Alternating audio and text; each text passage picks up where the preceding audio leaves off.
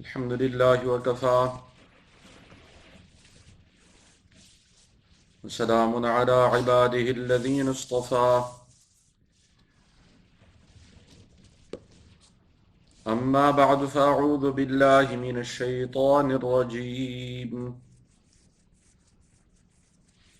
بسم الله الرحمن الرحيم بلى من أسلم وجهه لله وهو محسن فله أجره عند ربه ولا خوف عليهم ولا هم يحزنون وقالت اليهود ليست النصارى على شيء وقالت النصارى ليست اليهود على شيء وهم يتلون الكتاب كذلك قال الذين لا يعلمون مثل قولهم فالله يحكم بينهم يوم القيامة فيما كانوا فيه يختلفون صدق الله العظيم.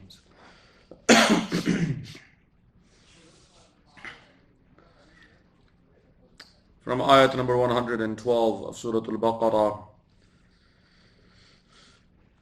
Allah subhanahu wa ta'ala tells us, بَلَى مَنْ أَسْلَمَ وَجْهَهُ لِلَّهِ. Indeed, those or the one who has submitted his face to Allah subhanahu wa ta'ala, meaning complete submission to Allah subhanahu wa ta'ala, وَهُوَ مُحْسِنٌ, and they are also muhsin, فَلَهُ أَجْرُهُ عِنْدَ رَبِّهِ, their ajr is with their Rabb, وَلَا خَوْفٌ عَلَيْهِمْ وَلَا هُمْ يَحْزَنُونَ. Such a person will have no fear on him and will grieve over nothing. They will not have any grief, or he will not have any grief. So Allah subhanahu wa ta'ala in this ayah indirectly tells us that for those who want to make it to Jannah, want to make it to paradise, then first and foremost you have to submit to Allah subhanahu wa ta'ala. And this submission has to be 100%. Udkhulu fi silmi kaffa. Enter into the fold of Islam completely and wholeheartedly. It cannot be partial. It is not percentage based. It's very easy to understand that in this world there are some things that to have them or to get them, you have to have them 100%. Like the example of citizenship. Even dual citizenship, when you are in a particular country claiming citizenship of that particular country, and then you claim to be 100% citizen of that country. So similarly with the deen of Allah subhanahu wa ta'ala, you accept Islam completely, wholeheartedly. Any doubts you may have or anything that you may not understand, then it is important that we go and consult the ulama, the scholars, and we get the answers that we're seeking and clarify any kind of doubts we may have about the deen of Allah subhanahu wa ta'ala. As far as trying to find something on our own, it is our nature as human beings that there are many things that we may not know, and when we don't know, we go to the experts, because we understand the importance of going to the experts. If we try and solve everything by ourselves, many things in life we will fail at. So similarly with the deen of Allah subhanahu wa ta'ala, if we don't go to the ulama, if we don't go to the scholars and think that we can learn everything by ourselves or gain the answers, get the answers the way we want, then we're trying to reinvent the wheel. It will take a very long time. And in the end, we'll still have the very doubts. And many a times, especially in this time and age, what has happened is that people, because they believe they're intellectual, and they think they can get the answers to everything by going online and trying to find the answers online, Many a times they get advice from people who may not even be Muslim, let alone scholars. And they end up becoming even more misguided, being even more lost. So it is very important that we go to the experts whenever we have any doubts, any questions. So this quality of Islam, submission to Allah subhanahu wa ta'ala, this is a condition of the heart where a person is content and happy with the fact that they have submitted to Allah subhanahu wa ta'ala. The second quality that is mentioned in this ayah, وَهُوَ مُحْسِن, and this person, he is muhsin, they have reached the status of ihsan, dealing with Allah subhanahu wa ta'ala. Or when it comes to Allah subhanahu wa ta'ala, then ihsan, it has two categories.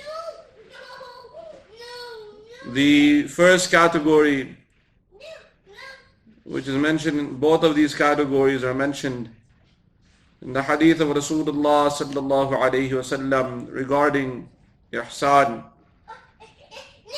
It is a famous hadith known as Hadith Jibreel. And Hadith Jibreel, many details have been made very clear in that hadith. So Jibreel alayhi salam, he came to Rasulullah sallallahu alayhi wasallam and asked him many questions. One of those questions was also mal ihsan, what is ihsan? So Rasulullah sallallahu alayhi wasallam very beautifully explained, an ta'bud Allah ka'annaka tarah, فَإِن لَمْ تَكُنْ تَرَاهُ فَإِنَّهُ يَرَاكَ. That you worship Allah subhanahu wa ta'ala as if you can see Him. And if you cannot see Him, know that He's watching you. Ibadah, it has a very broad meaning. It is not just the rituals that we perform, but ibadah, worship of Allah subhanahu wa ta'ala, it extends to many aspects and many forms of our life. This beautiful deen of Islam, it is not limited to rituals only. As far as ibadah is concerned, there are times where a person has to break away from the world and give himself completely to Allah subhanahu wa ta'ala, such as the case of salah, such as the case of dua, such as the case of many other a'mal. وَإِلَىٰ رَبِّكَ فَارْغَبْ, as it comes in the ayat of the Quran as well, even to Rasulullah sallallahu alayhi wasallam, he was told to wholeheartedly give himself to Allah subhanahu wa ta'ala, dedicate time and devotion completely to Allah subhanahu wa ta'ala. And it has a very profound impact when this ibadah is performed in that way, where a person disconnects himself from this world. وَاذْكُرِ اسْمَ رَبِّكَ وَتَبَتَّلْ إِلَيْهِ تَبْتِيلًا. Mention the name of your Rabb, do dhikr of the name of your Rabb, and cut yourself off from this world at that time. Connect yourself to Allah subhanahu wa ta'ala. So there are many a'mal where a person has to really disconnect from the world. Amongst the most famous a'mal, or the most famous forms of ibadah, is salah. And this is the time where shaitan, he makes utmost effort in distracting a person. And we remember everything and anything in salah. It's amazing. Things we may not even completely have forgotten about, but in salah, mashallah, we remember them. Many a times in the salah, we remember things that after salah, we don't even know what we were thinking about. Things that are completely mundane, maybe not even important.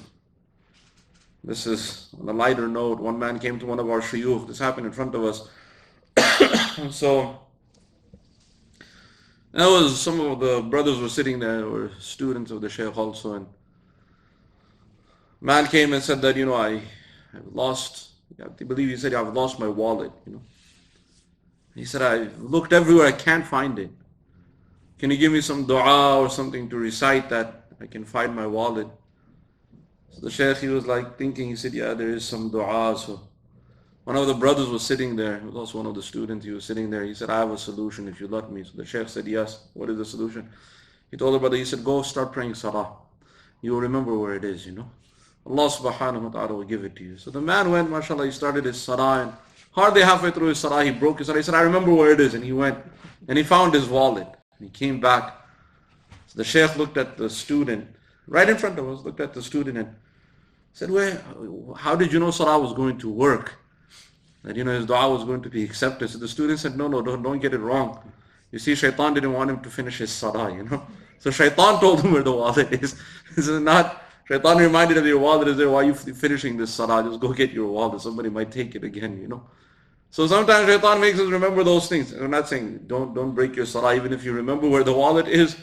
Make dua for the wallet, do shukr to Allah subhanahu wa ta'ala, and then get it. But just to give you an example, at that time, shaitan, he doesn't give any opportunity that we can pray with 100% khushu or 100% devotion and concentration. So it is very, very important that we try as much as we can. We should not be thinking in the salah intentionally.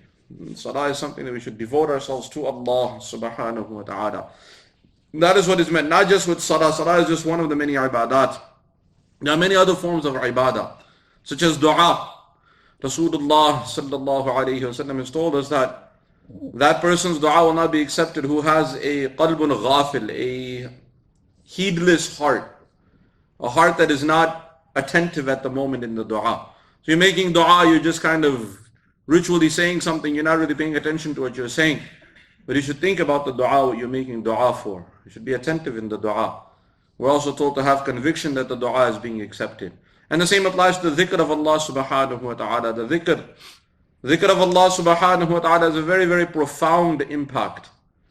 And the greatest impact it has is that it brings about a kind of equilibrium in the body. Ala bi dhikrillahi tatma'innul qulub. It makes a person very, very calm. Many times in life we become stressed with work and many, many different things stress us. And if you really want to calm down, start doing the dhikr of Allah subhanahu wa ta'ala and really think about what you're saying. Focus on your dhikr. So it's very, very profound. Many of these things have very, very profound impact. And this applies to all forms of ibadah. Also another thing that is very important is sometimes we think about ibadah as only righteous a'mal. Ibadah is also at a time when you're being tempted to disobey Allah subhanahu wa ta'ala, and at that time you remember Allah subhanahu wa ta'ala, and that fear of Allah subhanahu wa ta'ala stops you from committing a sin. This is also ibadah. Allah subhanahu wa ta'ala tells us in the Quran, Man khashiya ar-Rahmana bil ghayb wa ja'a bi qalbin salim. So Allah subhanahu wa ta'ala says, whosoever fears Allah subhanahu wa ta'ala bil ghayb. Two meanings. One is fears Allah subhanahu wa ta'ala when you do not see him. The other meaning is that there's nobody there to see this person. And this person has every opportunity to disobey Allah subhanahu wa ta'ala. But this person at that moment fears Allah subhanahu wa ta'ala. And that fear, that taqwa, it stops a person from indulging and involving in the disobedience of Allah subhanahu wa ta'ala. So this is also a form of ibadah. وَجَاءَ بِقَلْبٍ سَلِيمٍ. And they come to Allah subhanahu wa ta'ala with a sound heart. So this is also amongst the sifat of the heart of Sayyidina Ibrahim alayhi salam, that he had qalbin salim, a heart that was very, very submissive to Allah subhanahu wa ta'ala, and a heart that did not contemplate the disobedience of Allah subhanahu wa ta'ala. So this is also falls under this type of ihsan, where a person at that moment, when he has every opportunity to disobey Allah subhanahu wa ta'ala, and at that time he's able to have that feeling that he's in the presence of Allah subhanahu wa ta'ala. That's one. فَإِن لَمْ تَكُنْ تَرَاهُ فَإِنَّهُ يَرَاكَ. The second condition is that a person realizes that if he cannot see Allah subhanahu wa ta'ala, if he cannot be in that presence of Allah subhanahu wa ta'ala, then he knows that Allah subhanahu wa ta'ala is watching him. And that is also a very, very great and very, very important status. And this will stop a person from many forms of disobedience of Allah subhanahu wa ta'ala. So this is what is also muhsin. And these, when a'mal are done properly, anything in this world, we see from the material aspect of this dunya, the material things of this world, anything that is done properly, it works. And anything that is not done properly, it doesn't work 100%. To some percent it might work, but it doesn't get the desired results many times. And if something is done properly, so you get the desired results. And many times things have to be almost perfect to have that level of perfection. Just to give you a simple example, we all eat food, we all have different tastes, different types of food, but in the food, if something is a little bit off, the taste is off. especially if the relish is off, the salt is off. So you can tell immediately. It has deficiency of that. And it doesn't have the required taste or the desired taste. And this is just cooking food. You can apply this to anything else and everything else. Our vehicle, something is off, you start getting messages. If it's a German vehicle, you'll get messages without anything wrong. No? But anyway, other vehicles, you get messages, something goes off, you start getting messages, this is wrong and this is wrong. So something goes off, this is normal. I remember one time I took my vehicle to the shop, they were fixing the tire or something, and they didn't bolt the screws in properly. Allah subhanahu wa ta'ala saved us. We were driving on the highway, we could hear the sound. We didn't know what was wrong. I thought something was wrong with the tire. I tried to put more air in it. But we could hear the tire was off. Alhamdulillah, Allah subhanahu wa ta'ala saved us. Later on, we took it to the mechanic shop. He said, man, you were driving on a miracle. You know, these screws, they're none, look how simple, you just pulled the bolt just, he said, you're lucky this tire didn't fly off. You know. And we drove, I don't know, 100, 150 miles. We were going somewhere like this, with the tire completely like this. So yes, things can happen if it's not done properly.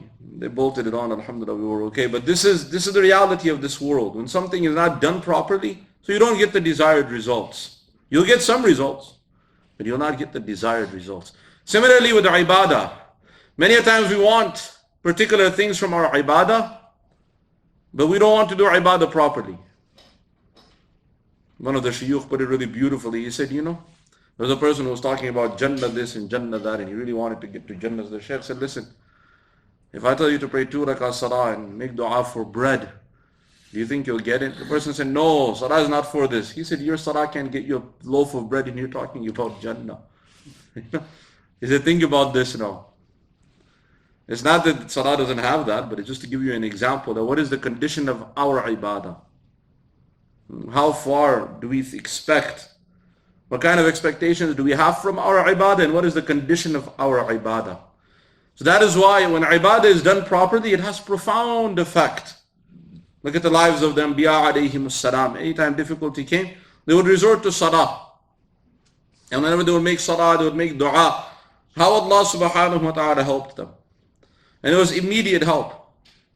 How many cases mentioned in the Quran? From the lives of Anbiya alayhim as-salam. From the lives of the prophets and messengers, the power of their dua. Why? Because they understood how to make dua properly. Go read the lives of Sahaba radiallahu anhum. How many times, in times of difficulty, they would resort to salah, they would pray salatul hajah, they would make dua, they would resort to dua. And Allah subhanahu wa ta'ala would change the conditions around them. And not one case, not how many cases there are. So that means that it definitely has effect. It definitely works. If it worked for them, so it definitely works for us. Unfortunately, we're somewhere else. Our hearts are somewhere else, our minds are somewhere else. So this is why it doesn't have the desired effect. So this is what is ihsan. To be able to pray, do that ibadah in such a way that you're in the presence of Allah subhanahu wa ta'ala. And that also has a very, very unique taste. Certain ibadah has its own effect. It has its own taste. Once it is done properly. If it is not done properly, so it'll be like food without relish. You will not ever think to eat that food again. Or food with too much salt. You'll only be thinking that this is not even good for you. So this is the reality of this world. That Allah subhanahu wa ta'ala has created a system. So this is what is ihsan. Ihsan has these two conditions. Either you worship Allah subhanahu wa ta'ala as if you are seeing Him, meaning you are in His presence. And if you cannot put yourself in that condition, then know that He is watching you. And if you're not even doing that, so then we're not at the level of ihsan. We can all gauge our own selves where we stand. So Allah subhanahu wa ta'ala tells us, بَلَا مَنْ أَسْلَمَ وَجْهَهُ لِلَّهِ. Indeed, the one who submits himself and submits his face to Allah subhanahu wa ta'ala, wholeheartedly, completely submits to Allah subhanahu wa ta'ala. وَهُوَ مُحْسِن. And he is muhsin. He has reached the status of ihsan. And he makes every attempt and every effort in getting to that status of ihsan. فَلَهُ أَجْرُهُ عِنْدَ رَبِّي. Then for him, his reward will be with his Rabb. And this is such a reward that it will never ever be wiped out. It will never be diminished. And a person will never ever be deprived of that kind of ajr. It is not the type of investments of this world where you're always afraid it will go somewhere. When it goes to Allah subhanahu wa ta'ala, that investment, that ajr will be kept as investment for the akhirah. وَلَا خَوْفٌ عَلَيْهِمْ وَلَا هُمْ يَحْزَنُونَ. This person will have no fear on him. nor will he grieve over anything. Regarding khawf and grief, if you take the statement in context in this ayah, then Allah subhanahu wa ta'ala says that this person's ajr is with his Rabb. وَلَا خَوْفٌ عَلَيْهِمْ. They'll have no fear on them, that they will ever fear that this ajr may not be there. Many times we think that we've done something and the results of our work or the results of our efforts may not show. Because in this world many things happen.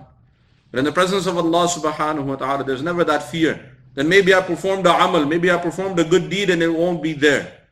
Every single righteous deed will be there.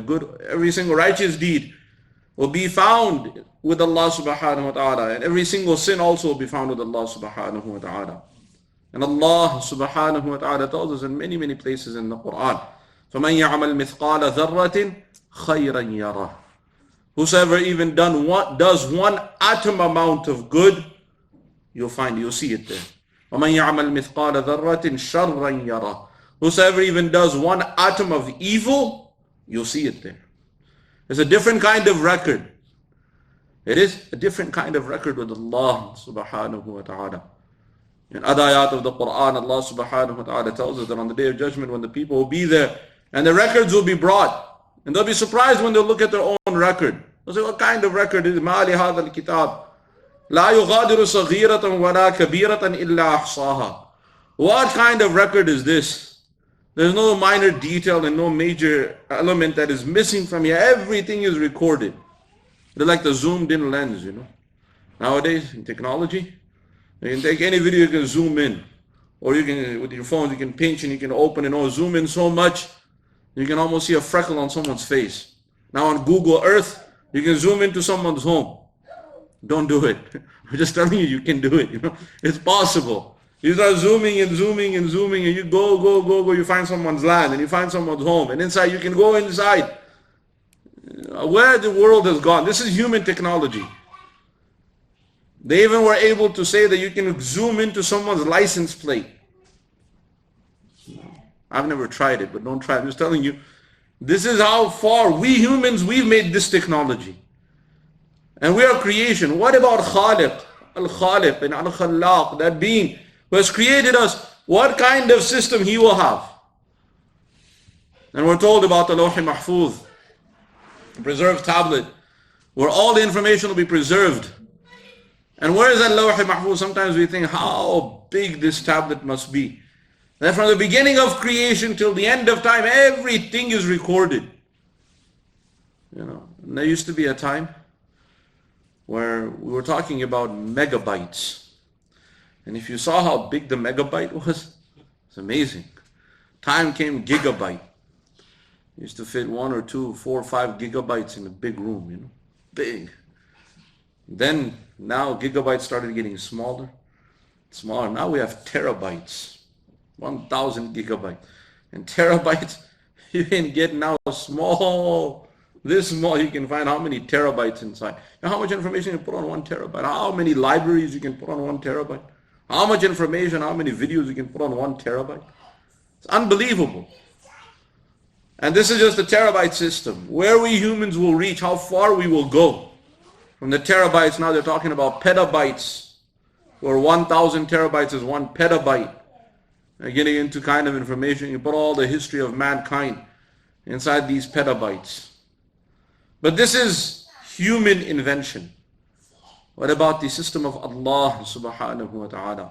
Where every single amal will be recorded, every single thought is recorded, every single idea and movement is recorded. Where is it recorded? You might be thinking, it might be some kind of external drive.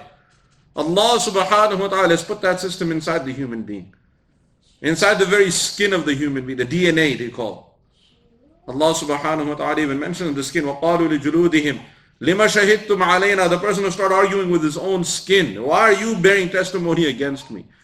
And now they're talking about the petabytes of data, storage data inside the DNA. How much can be stored? How many hundreds of petabytes can be put inside just 1 gram of DNA?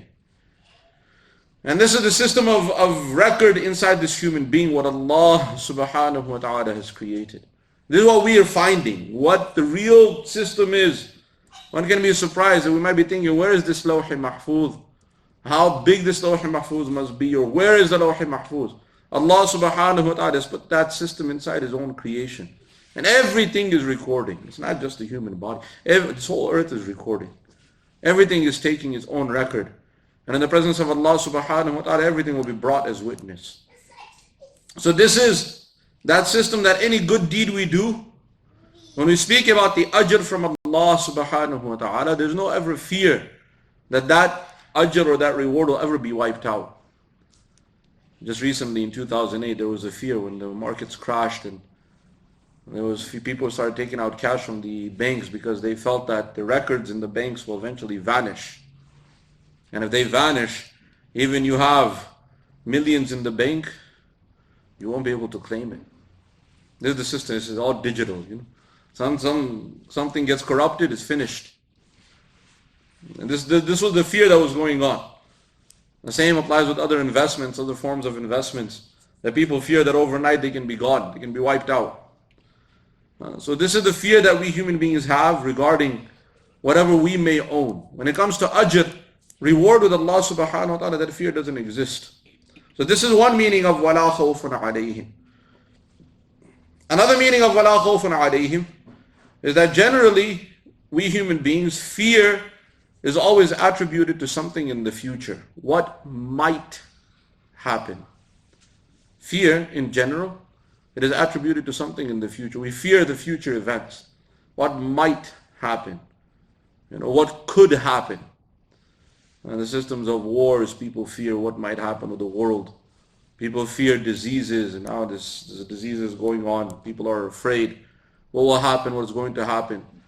Back when the tsunami hit Japan and the earthquake, massive earthquake, when it hit Japan and the Fukushima nuclear power plant, it melted. People in California started buying radiation pills. I don't know if you know about that. Because they were afraid that the radiation from that power plant may travel across the Pacific Ocean and affect them. People fear what might happen because of the way the winds were moving and the weather was moving. So we always have fear of things we don't know, the unknown. And the main thing as human beings we don't know is the future. We always fear the future. For a mu'min, for believers, when they're leaving this world, so this will be one of the fears they will have. What will happen to me? So Allah subhanahu wa ta'ala tells us that for those, إِنَّ الَّذِينَ قَالُوا رَبُّنَا اللَّهُ ثُمَّ اسْتَقَامُوا, that definitely those who say Allah subhanahu wa ta'ala is my Rabb, ثُمَّ اسْتَقَامُوا, then they're steadfast on this. تَتَنَزَّلُ عَلَيْهِمُ الْمَلَائِكَةِ, Allah subhanahu wa ta'ala will send down angels. And these angels will tell this person, أَلَّا تَخَافُوا وَلَا تَحْزَنُوا, have no fear of what is coming. وَلَا تَحْزَنُوا, don't grieve over what you've left behind. وَأَبْشِرُوا بِالْجَنَّةِ, take the glad tidings of paradise. الَّتِي كُنْتُمْ تُوعَدُونَ, that paradise you've been promised. نَحْنُ أَوْلِيَاؤُكُمْ فِي الْحَيَاةِ الدُّنْيَا وَفِي الْآخِرَةِ, we are your friends. We were your friends in this world, and in the akhirah we're going to be your friends. It's not that the person will be passing away, he won't recognize the angels. He'll have this kind of recognition that I know you from somewhere. And they'll tell him that we were your friends in this world. And we're going to be with you on this journey. Don't worry, you won't be left alone. When a person is alone, then it's very hard. Anything we do, especially if we feel that we're the only one, so it's very hard. But when we find out that there's a community around us that's going through the same thing, you find support. Many who traveled to this country, many who came from overseas, from a back home, wherever your back home was, when you came to this country, so what happened was you realized how valuable the dollar was. So the vast majority here, mashallah, when you made money, you invested it back home. You bought properties and homes. But what you missed was that all those properties and homes that you bought and you build those palaces for yourself, you can't even go and live there now. So someone else ends up laying claim to it, generally the family members. And you have two options, either go and fight in court for ownership of those properties, or just say, okay, whatever, leave it. Now often a time when a person, you realize you might be the only one going through it, it's very difficult, very stressful time. Many people spend many nights awake out of stress. You can please control the child.